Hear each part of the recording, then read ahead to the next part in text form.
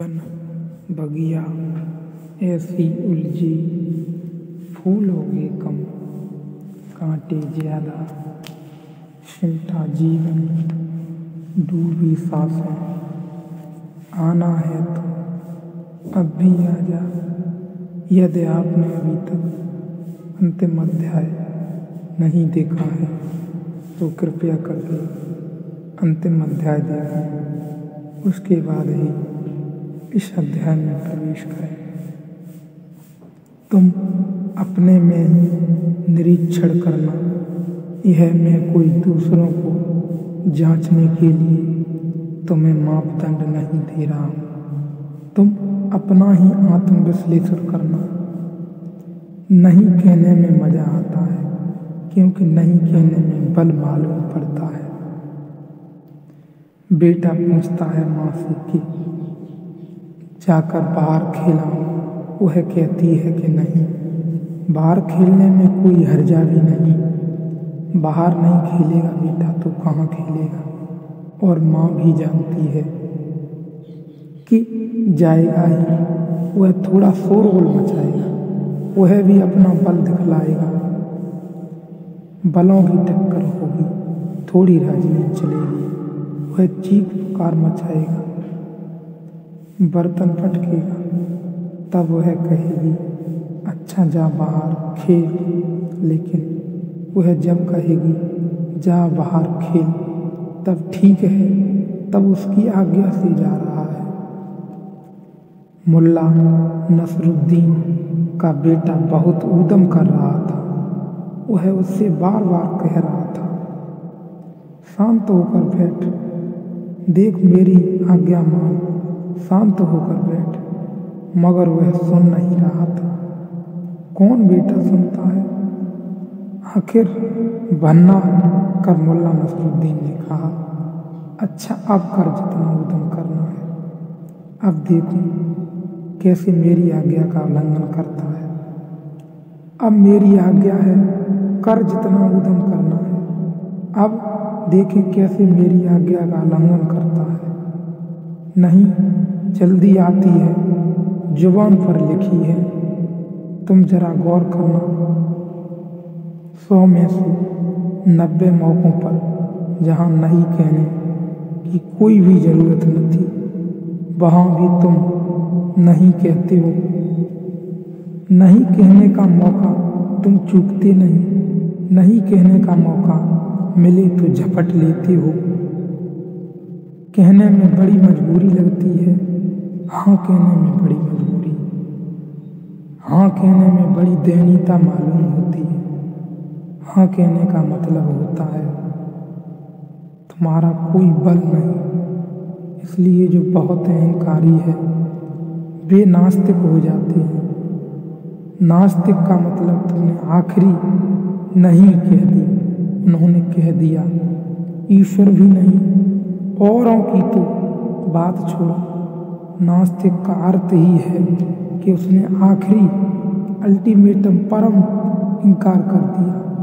आस्तिक का अर्थ है उसने परम स्वीकार कर लिया, उसने हाँ कह दिया। ईश्वर है, ईश्वर को हाँ कहने का मतलब है मैं न रहा।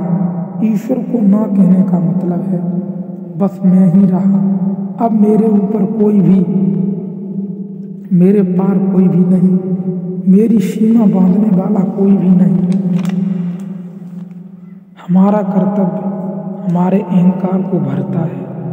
इसलिए अष्टावक्र के इस सूत्र को ख्याल करना, मैं करता हूँ ऐसे अहंकार रूपी अत्यंत काले सर्प से दंशित हुआ। तू व्यर्थ ही पीड़ित और परेशान हो रहा है।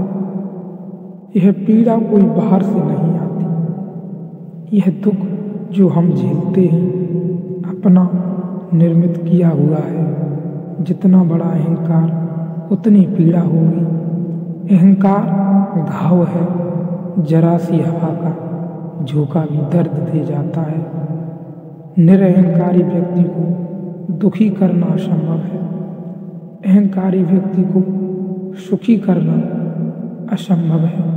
अहंकारी व्यक्ति ने तय ही कर लिया है कि अब सुखी नहीं होना, क्योंकि सुख आता है हाँ भाव से, स्वीकार भाव से। सुख आता है यह बात जानने से कि मैं क्या हूँ, एक बूंद हूँ सागर में, सागर की एक बूंद हूँ। सागर ही मेरा होना है।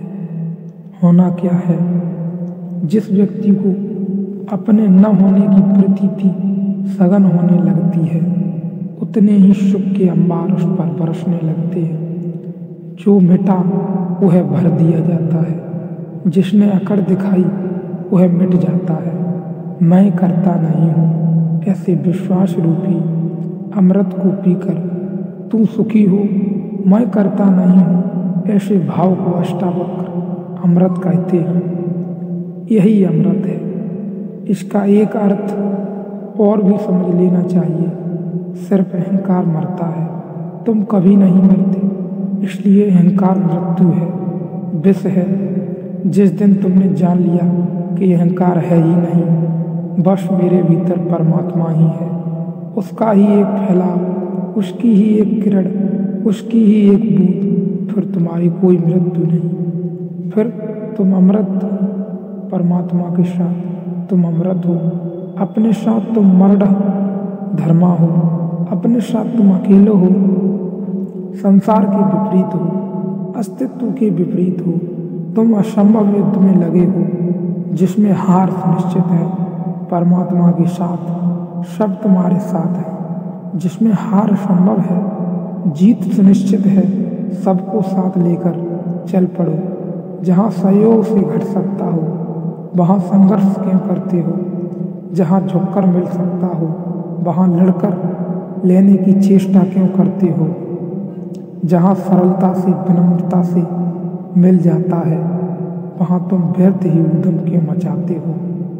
व्यर्थ का ही उत्पाद क्यों करते हो? अष्टावक्र कह रहे हैं, जियो आनंद में, बह जाओ आनंद की धारा के साथ। अपने आप को न समझो कि मैं हूँ, जाने दो इसमें, बह जाने दो, सागर में विलीन हो जाने दो, प्रेम की बौछार होने दो, आनंद का रस झरने दो। और कल कभी नहीं आता, कल पर कुछ मत छोड़ना। कल आज से ही आएगा, कल आज से ही निर्मित होगा। इसीलिए इस कल के चक्कर में मत पड़ो। और कौन है किसका, यह कोई किसी का नहीं है। किसी पे भरोसा मत करो। इस बात को गहनता से समझ लेना ही एकांत है। इस बात को गहन कर लेना ही एकांत है।